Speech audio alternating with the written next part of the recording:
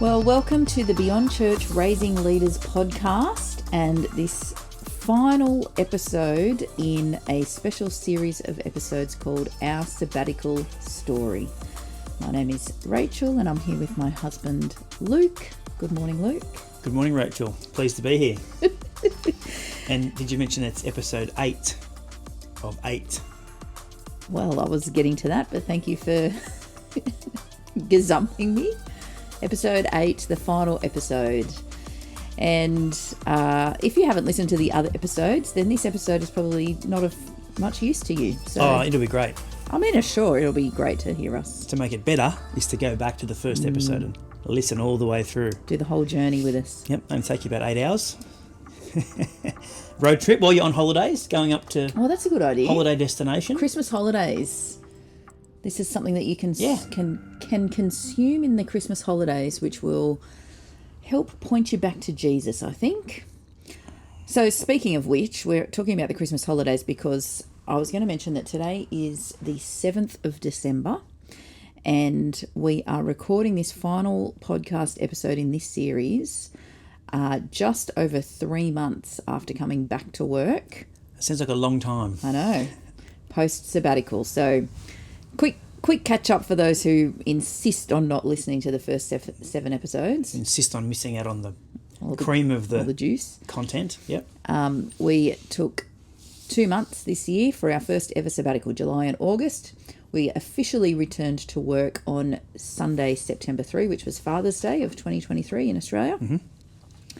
And here we are in December, and we've intentionally left it until now to record this final episode. We released episode 7 yesterday, I think, but it was recorded some time ago, and we kind of deliberately left it.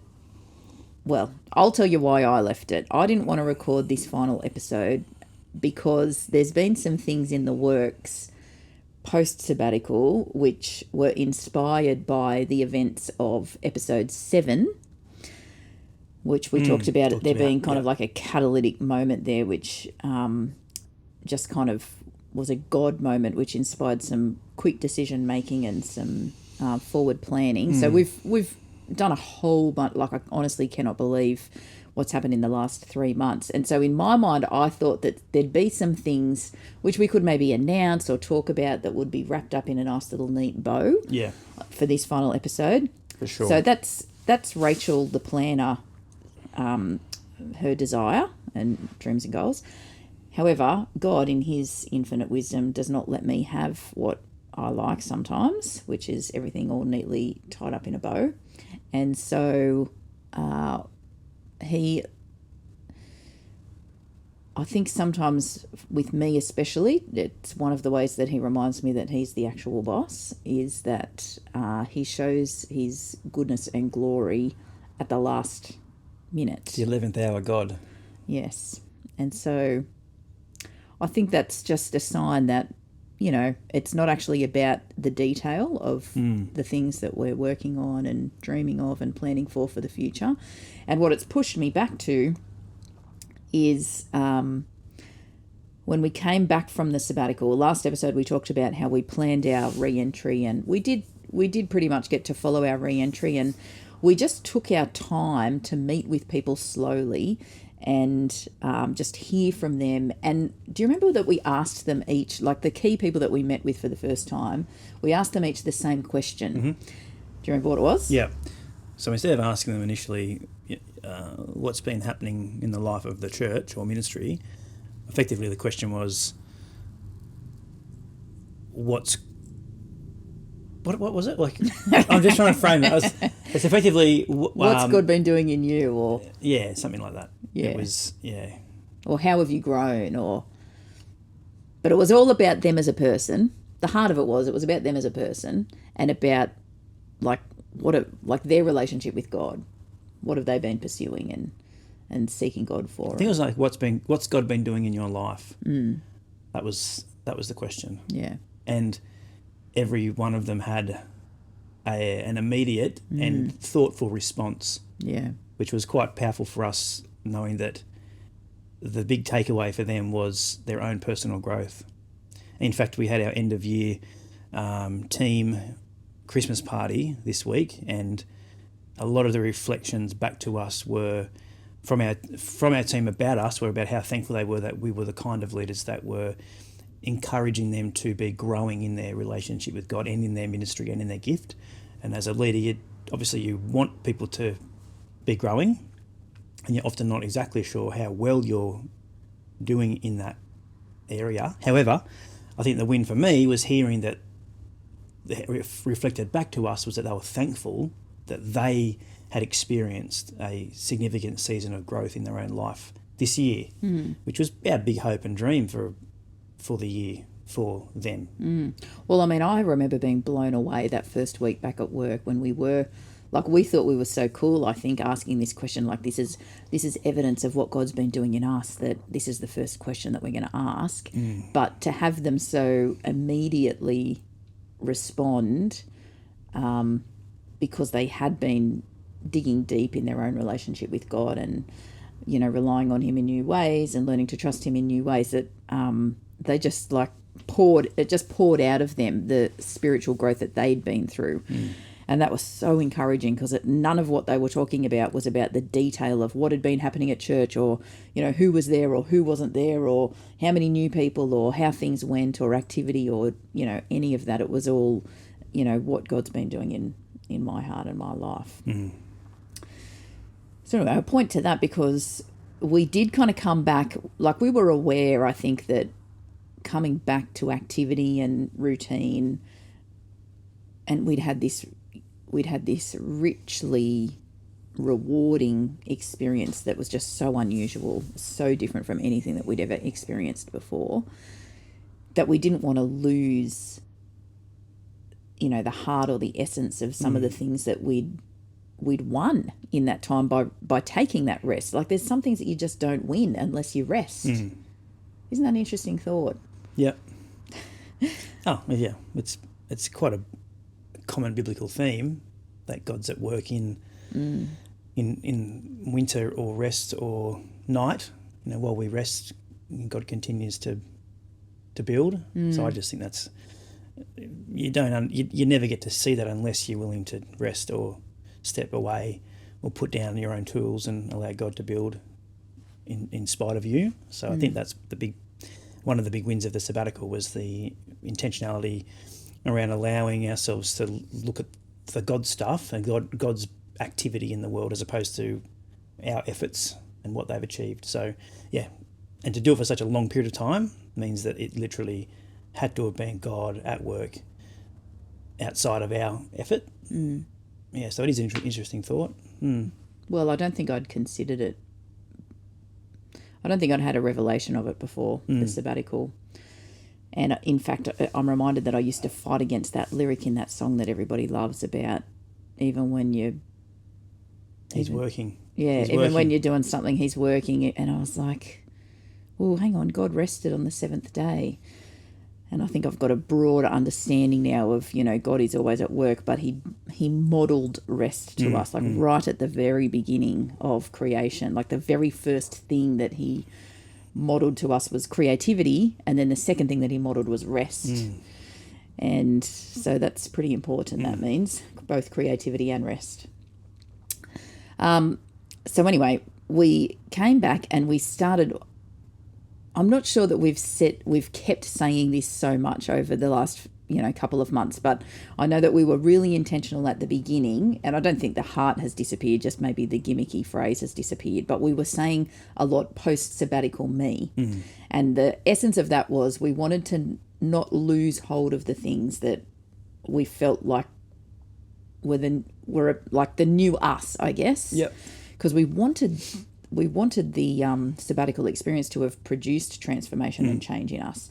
And so we would come back to work, we'd be walking around the office, we'd go, post-sabbatical me would say this, or post-sabbatical me is going to be this. And so my first question to you this morning is, what were the things that you were coming back to work saying in your mind or even out loud about the person you were going to be as post-sabbatical you, which you wanted to be different to pre-sabbatical you?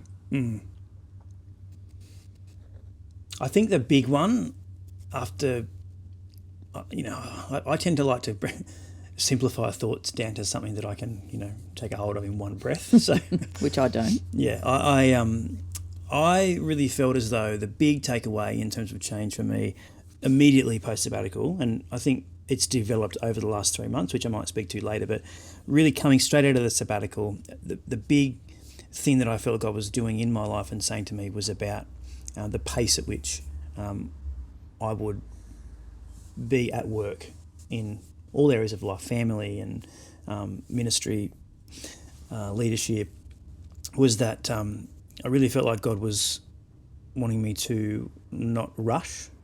So I think I might have mentioned this in one of the previous episodes, that the post-sabbatical me, as you've reminded me of that phrase, post-sabbatical me was not going to be rushed, or was not going to rush, and was not going to be pushed by circumstances or by people. And I also wouldn't be a leader who would rush others or push others. And that was something that I would commonly do. I would, push and demand that things would be accomplished within, I don't know, they would necessarily, I certainly wouldn't have said they were unrealistic timeframes when I was setting them pre-sabbatical, but maybe they were unrealistic. So I felt as though that was a big post-sabbatical me shift, that I would not allow, I felt like God didn't want me to be the kind of leader that was rushed or was rushing others or was being pushed or pushing others, and to not allow the circumstances in my life or the people in my life to put that on me. So to be, strong in that resolution, to be a person that was measured in activity and, conscious of the pace of things. So I certainly wasn't like that pre-sabbatical. So that was one of my big takeaways, probably the biggest, among other. We've talked about many of the other things that we've taken away, but in terms of what my activity would look like post-sabbatical, that would be it. If you could possibly say, what if someone was to describe you or the difference in you post-sabbatical, rather than activity. Yeah, what would you like them to say about you? Yeah. Well, I'd love them to say, "Oh wow, Luke doesn't seem to be as rushed or as pushy." Or doesn't seem to allow circumstances to, modify his behaviour. He doesn't follow the demands of the circumstances, but he sets, his own pace. So that was one of the things I would have liked to have held on to post-sabbatical. Yeah. Are you going to give us your post-sabbatical me? Yeah, I'm just thinking, because I was going to say nearly the same thing, because rush certainly, when I was thinking about it, rush certainly was there on my list, and wanting to hold on to the revelation that, like, time is outside of God. Well, it's not outside of God, but the way God measures time is different to the way we measure time as humans. And so I had a growing revelation of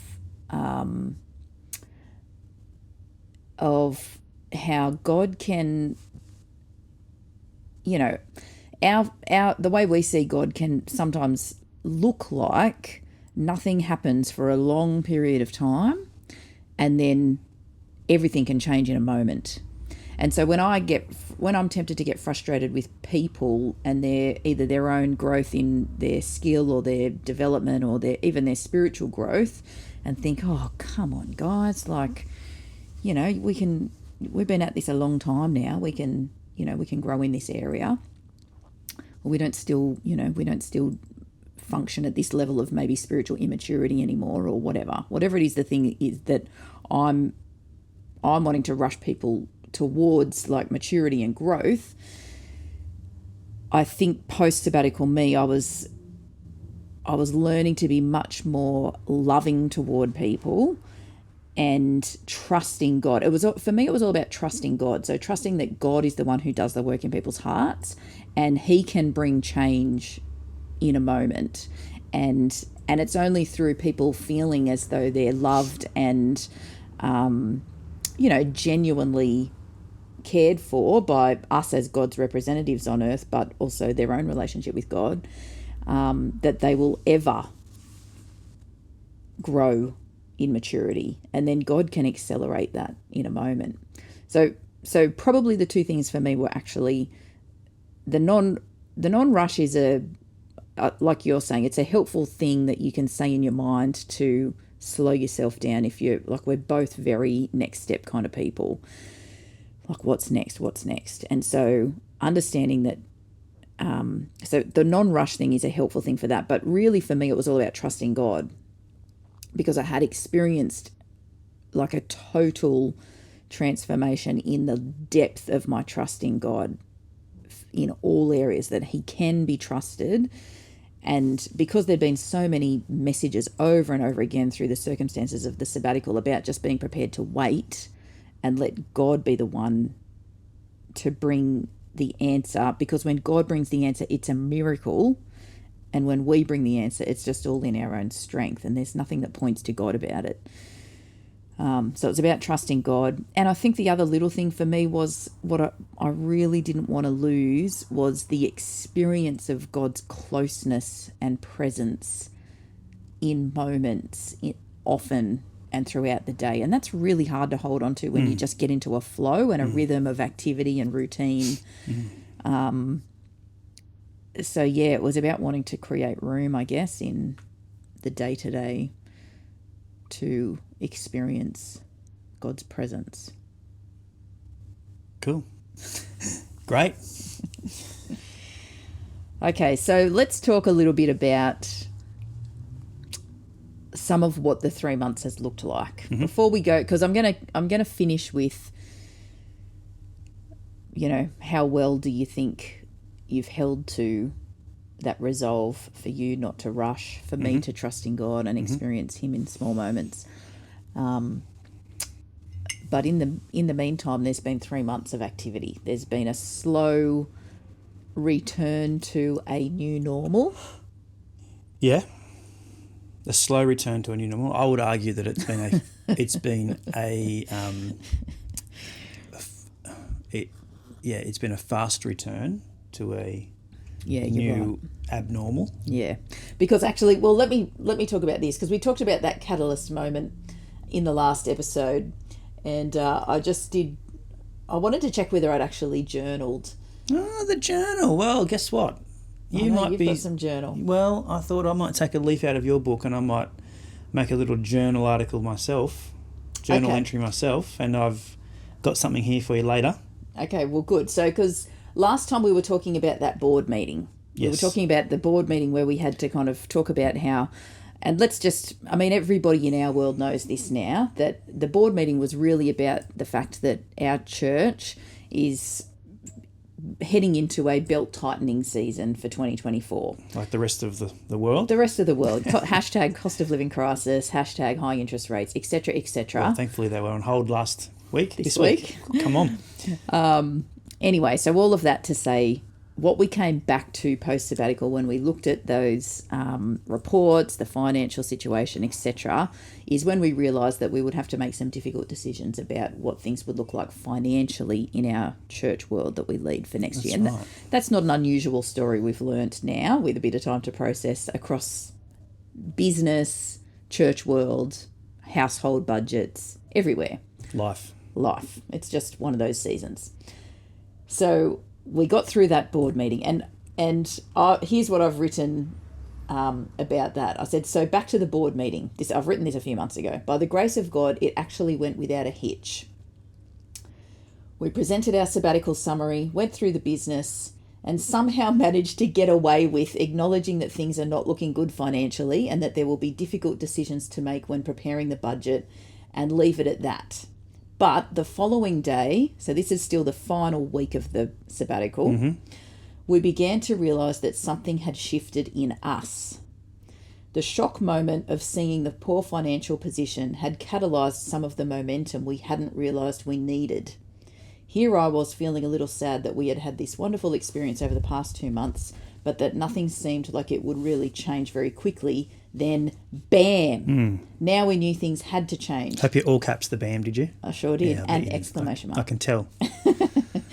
We still had no idea what they were going to look like, but it was like there was a Holy Spirit decision-making power which had begun to descend on us.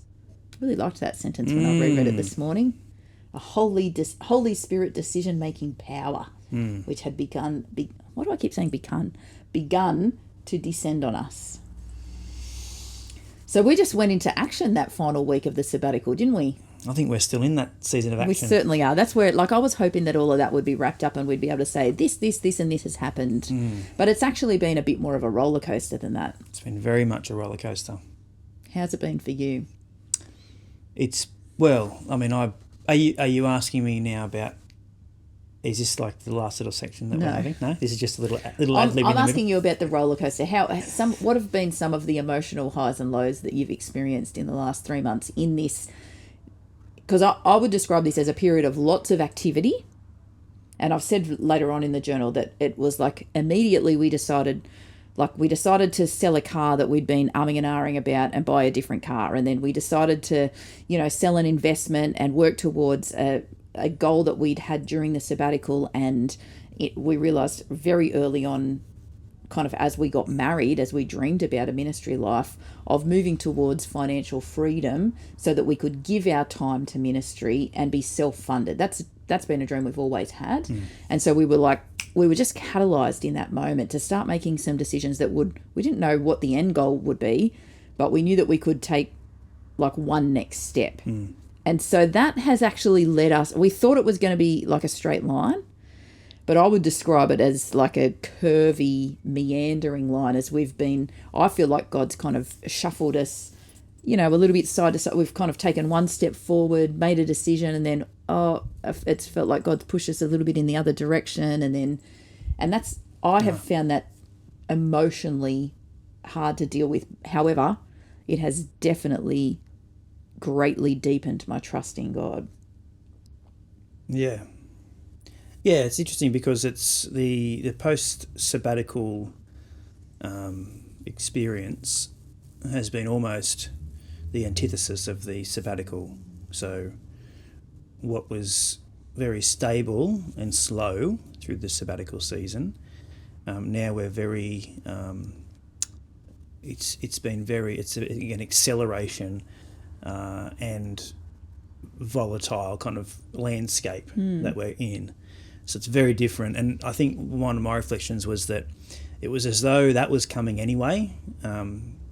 That volatility and that explosive kind of decision making and that instability and all of that was coming. Whether we didn't know that was coming, but God did, and it was as though God kind of gave us that rest so that we could be ready to, carry all this complexity toward the end of the year. Well, and if I could just quickly interject, what I was going to say before, which I just said a whole lot of other random stuff, was that we began to see that prophetic word that had been spoken over us during the sabbatical, about halfway through, about a period of rest to run. We were like, wow, we are living in the running now.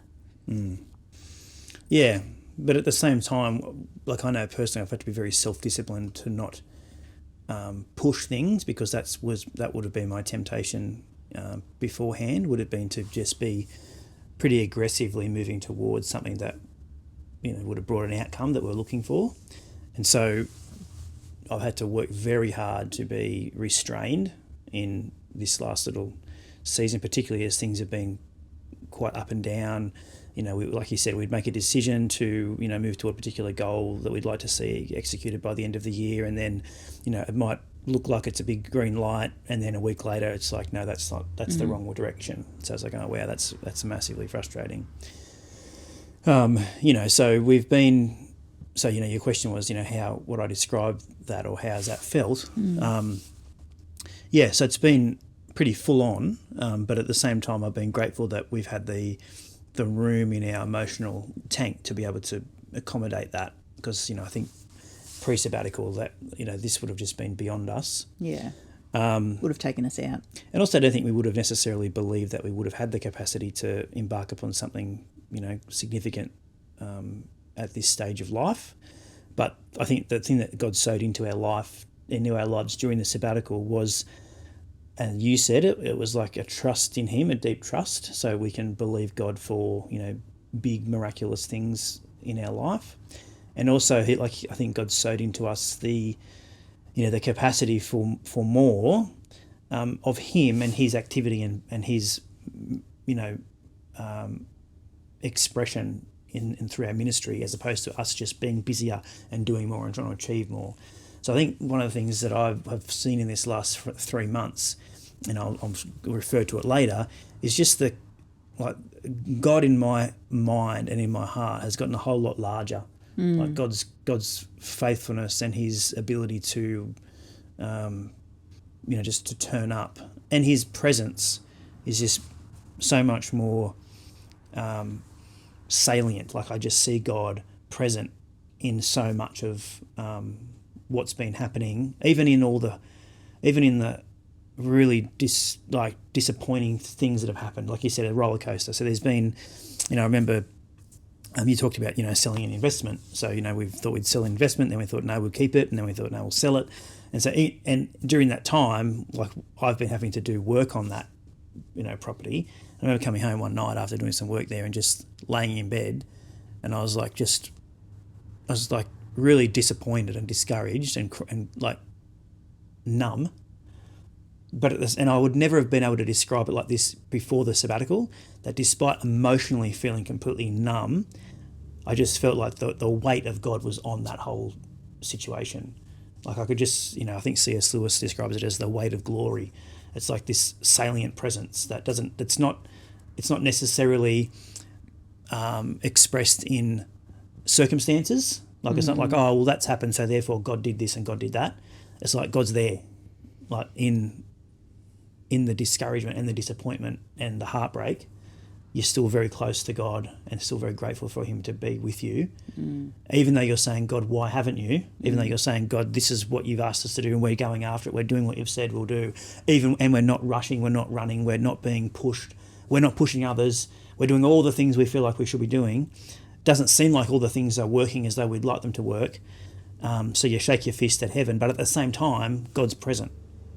And I think that's kind of a new experience. Maybe a new experience for me, but yeah, that's kind of a reflection on the current season, the last 3 months. It's been a bit up and down and all over the place, but still, I think the sabbatical has meant that it's been quite, like I've experienced God in a new way because of the 2 months that we had.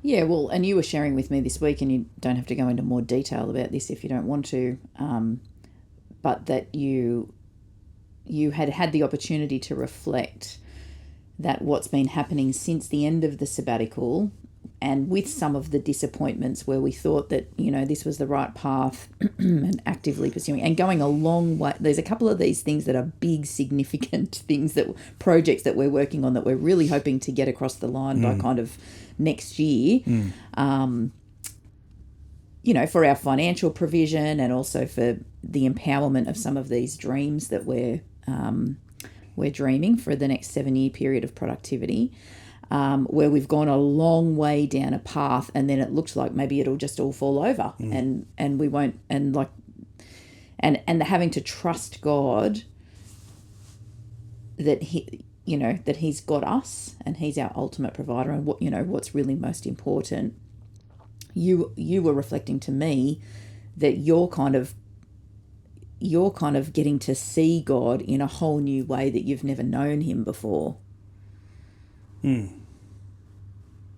Correct. Okay, so you don't want to... I'm saving it up till the end. Okay, sorry. Because you said I've got a question at the end, and I was like, oh, okay. I've gotcha. Remember, it's my journal, yes, my journal entry that Yeah. I'm taking a leaf out of your journal writing book, and I've got a few little notes here. Finally rubbed off on you. A few little notes here to read later on once we get a chance.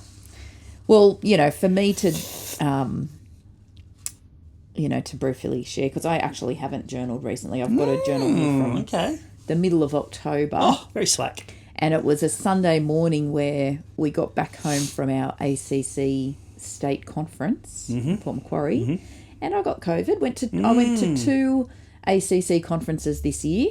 Got COVID both times. So did every other minister in Australia. Yeah. So that it turns out there was a reason why they shut us down in the middle of all that. You do get sick when you're around a bunch of... Lots of cuddling and kissing and high-fiving at conferences. Small groups of people all praying together in each other's faces in a loud room. Anyway, so I'm home from church. Conference. Home from conference, but I was home from church on a Sunday morning, which is very unusual for me. Oh, because you were sick. Because I was sick. Oh, right. And I had suspected COVID. Right.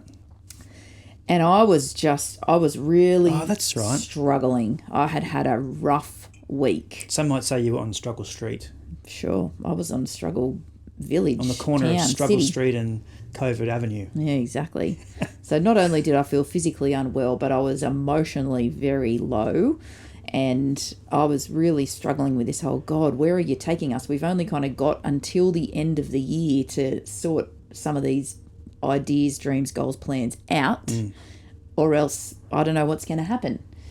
And we felt like, there was favour and blessing on this one thing that was meant to be happening that week, and then it had all fallen over within 24 hours, and I was really struggling with a decision that we'd made, and have we made the wrong decision? And I'm starting to, the process of the journaling that day helped me to realise that I was kind of seeing God as like a genie in a bottle.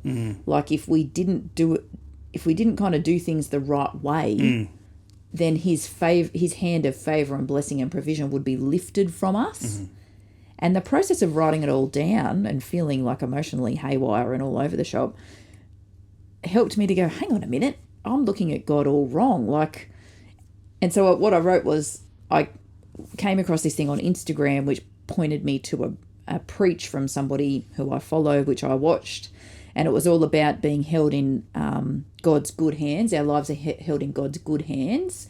And I was like, yeah, that's right. God is going to provide for us. And, maybe it's not going to look like how I've imagined that it's going to look, but it will be sure, and it will be safe, and it will be secure. And then you were preaching, and I was watching our church online. Oh, thank you. Because I wasn't at church. Yeah. And you were, I don't actually remember exactly what you were preaching. But one of my best sermons, I imagine. What I took away from it was you were preaching about faithfulness. And I've written in my journal, yeah, that's right. Like, we are faithful, and sure, we make mistakes all the time. And what if we did make what if this decision that we made this week, which is the one I was really wrestling over, what if it was a really wrong decision? But our hearts were right, and we've been faithful. And so we can expect God's continued blessing and provision because we're faithful to him. And we're human and frail and make mistakes all the time. But our heart is to honour God and put him first in our lives and trust him for his provision. So that's where I'm just kind of telling that story to point to the ups and downs emotionally and the not knowing what's next and what's around the corner. And now we're only 3 weeks from the end of the year. We still don't have anything concrete in place. It's not very long. For next year. By the time this podcast comes out, we'll be 2 weeks from the end of the year. I know. What's the bet? As soon as we finish recording this podcast, we'll get the breakthrough we've been praying for. Episode 8.1. Anyway, so we're fine. But it's been, I just wanted people to hear, because I think it's helpful, that it's not just all, I thought coming out of that sabbatical, all the miraculous things that happened, that it would just be a straight line, like miracle after miracle. And I've been reminded through the process that that's not actually helpful to us as humans, to just have everything go well all the time and the way that we expect all the time. It doesn't deepen our relationship with God. We just take him for granted. And there's not really any miracle in that. The miracle is us learning how to be faithful more deeply over the course of a lifetime. So I think that's what we've been pushed into. So we're wrapping up. So the question is, and I'll answer first and I'll let you finish, and then I wonder if we should just pray for people at the end of the episode as to finish it off, people who've been listening. But that's right. I was going to say something about the people who have been listening before when you mentioned the 8.1 and finding out what's happening next and everything. Because I was just thinking, I've been surprised by how many people have been engaging with this our sabbatical story. I thought we might have had a handful of people who were interested, but it's been quite surprising how many people are actually listening and watching this story. yeah, And so, we want to keep you up to date. Because it's not just people in our immediate world who would be seeing us face to face. It's many other people outside of our Yeah, we've got no idea who they are. Oh, yeah. Well, some people we do. Yeah. Who have reached out and said, we're really enjoying listening to that and, looking forward to hearing what's coming up next. So, unfortunately, we don't have anything for you today. There's nothing next. But there might be something next very soon. And then we'll let you know and you can jump into the 8.1. Anyway, sorry. Yes, you're going to wrap it up with your... What is it? What's kind of the... So the question is... Yeah, what's the question? Reflecting back to that first question about who you wanted to be, right? Who's post sabbatical me going to be mm-hmm. from September through when we first came back to work, mm-hmm. Mm-hmm. and now 3 months later, are you still post sabbatical me? Mm. So for me, I'll answer first. Yes or no? Go. I think definitely yes on the trusting in God. Like that's just continued to go deeper and deeper. And so I'm not actually, it's unusual for me, but I'm not worried about the future. I'm genuinely not worried about our provision, what the plans are for next year, how we're spending our time. You're stealing all my thoughts there. Sorry. No, go for it. That's fine. And the other thing about the little moments... You're still getting those, though. Well, I was just going to say, my one little thing is you and I were sitting on the porch last night of our house, our main mansion, and just sitting out the front step, which we'd cleaned, which is very unusual for us, looking at our Christmas lights and enjoying people coming past, looking at our lit nativity. And we were talking about what's next, and we were like, well, we don't know, because we did something yesterday that was pretty significant. We started signing some documents yesterday which were pretty significant. And we got halfway through, like it's just such a funny thing. We got halfway through signing these documents that are about a big plan that we have for next year, and the document, it was a DocuSign thing, and they were all shambolic. The identities all around the wrong way. Yeah, they had your name in the, like I had to sign under your name, you had to sign under my name. And we were like, what, this is hilarious. And so we had to tell the people that sent us the documents, and they all have to be changed. And so we're sitting there going, what is going on? And we were actually saying, let's think about what else could we do? Like let's have another big... Let's have a different idea. Yeah, let's have another big... Anyway, so because I guess we were just unsure. And well, we still don't know what's going to happen entirely. Yeah, However, literally, and this is what I've noticed about listening back to these episodes, I have said literally a lot. But I think it's also because we've been watching Parks and Recreation, and there's a character on there who says literally all the time. So sorry, guys, for the literallys. But as we were having that conversation, the kookaburras just started singing just out of the evening silence and so loudly. And it's like there's a community of them living in the bushland near our house now. Listening to us because... and we both looked at each other. We just sat and listened to the kookaburras. And we just thought... Well, when they hear the sounds of doubt, they laugh because they know. They must know better than we do. It's a nice line. So we're not making an idol out of the kookaburras, but we just feel like God's sent them to be near us. Like we never heard them before, and now we hear them all the time. They obviously do live near us, near our main mansion, and I just feel like God uses them to remind me that He's still got us. So still getting those signs. Over to you. So that's your final reflection? Yep. Okay. It's a lot of pressure now. Well, I think I'll just... This is the last thing people are going to hear about. I'll jump to the end. So I've got some comments there about what I felt as though God was speaking to me about in terms of ministry life, leadership, and family, which I think I might have even mentioned in previous episodes. So I might not go to that. I don't remember because I don't know exactly what you're saying. Yeah, well, it's about the next 7 years. We talked about the next 7 years, 2030, the year of Jubilee. And I really felt like during the sabbatical, and again, it's that whole thing for me of bringing things down to something that's very simple. And so I had three main focuses post-sabbatical that I wanted to be, active in. And one of them was my study. Because again, it was about the sabbatical too was about coming out of that post-sabbatical me, not just about not being rushed and being and not pushing, but also about clarity. I didn't want to be doing things that were just filler. Yes. Or non-productive, if I wasn't going to be rushed, it meant that the things that I was going to put my hand to needed to be the most meaningful things that I could do, and not do things that were secondary or less important. And so one of the things that I was going to be committing to was my study, my Master of Theology, which I actually just this week had my final meeting with my academic supervisor for the year to wrap it up, and got my final grade. Which was a HD, everybody. That's right, thank you. 20 credit point subject. Yeah, I know, that's a win. So big shout out to you, Adam White, if you're listening. Dr. Adam White. So that was a focus. The other one was focusing on raising the next generation of leaders. So the one-on-one mentoring, leadership development for our church life and ministry life to be able to continue beyond us. That's a big focus. And then the third one was around our own personal financial legacy for our family, for our kids, and setting that up for the generations to come, which we've talked about in this podcast.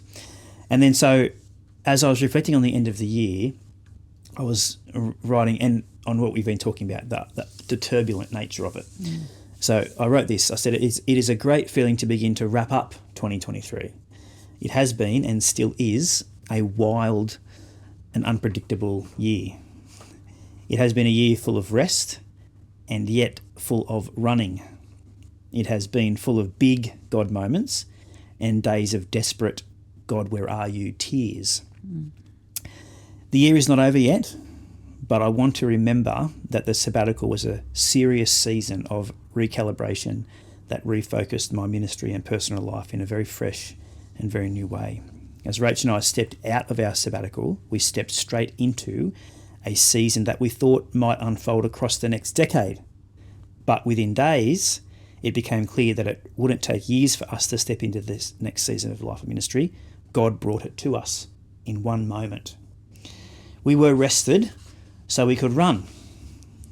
We have been running ever since we stepped back into our post-sabbatical world. As I'm journaling this, I'm finding some clarity amongst the chaos that still swirls around in this season of abrupt change. I will be investing into some of the dreams that will release financial favour into our family and into our children's children. I also know how I'll be spending my time in 2024, and there is some comfort in that clarity. It seems to be easing a bit of my anxiety about the starting of 2024. It is one of the reasons I wanted to journal today. I wanted to capture this feeling I've been having about God and about my recent interactions with God the Father. I feel like God wants to show me how big He is, and that my experience of Him and my relationship with Him are about to go through a season of enlarging. This is a liminal space.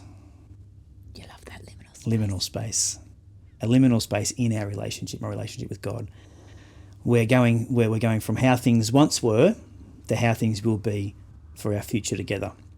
And I would describe it as a deepening, a widening, a growing, making room in my mind and my heart for an experience of God that is so much more powerful, more dynamic, and more expansive than I've ever known. And in fact, to give you an illustration, I was listening to something this week that kind of describes that in the picture.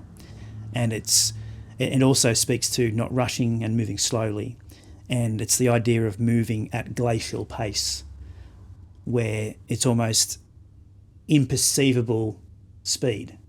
However, when glaciers move, they carve the widest path and they make a continental impact. And that is kind of how I feel this next season might look. And as you shared before, you talked about it's as though you can't see God moving, and then in a moment, it's almost like that. Like you turn back and look through the rear vision mirror, and it's as though everything's changed whilst you've been standing still. And so I suppose that's how I would look at this next season. It's been big. And it's not over, but it's over for us for this retelling. Our sabbatical story, the end. Are you going to pray for people? Yeah. If you've made it all the way to the end, then we're going to pray. You get the blessing. Yes, that's a nice idea. All right. Bless the listeners. Yeah. All right. So if you're listening, why don't you, unless you're driving, close your eyes, bow your heads, and let's pray. Holy Spirit, we invite you into this moment. I pray that for every person who is listening or watching right now would see this as a poignant moment for them, a real marker in their journey with you. Lord God, we thank you for each person that has been with us over these last 8 episodes. And I pray, God, that what they've taken from this is similar to what you built in us. Just this season of rest, restoration, just rebuilding things in our life. I pray that's the gift that you'd be able to give the listeners, just a sense of you doing something miraculous in their life for their next season. And even as we wrap up this year, I think it's important. I think it's relevant, poignant. I think it's significant that this is a end of year moment as well, that we look toward what you're going to be doing in all of us in this new year to come. So God, I just pray that whatever each of the listeners are stepping into, that they'd step into it full of energy and vitality and faith, knowing that you've already gone before them, and that as they walk with you and move with you, that they can expect to see your hand of favour at work in their life. So God, above all, just bless, just bring miracles, just bring favour upon every single person that's engaged in this moment right now. And Holy Spirit, we just release your power over every single person and all they're doing, and their families and their friendship circles. And we just pray this in your name. Amen. Did you want to pray as well? No, that's all right. All right. Well, thanks for being here. If you've joined us on the journey, it's been pretty amazing and miraculous for us to talk it out post-sabbatical, and we've really loved interacting with people who we've had the opportunity to chat to about some of these stories and episodes, and we hope that it's blessed your life. So have a great Christmas, and we'll talk to you again soon. Bye. Bye.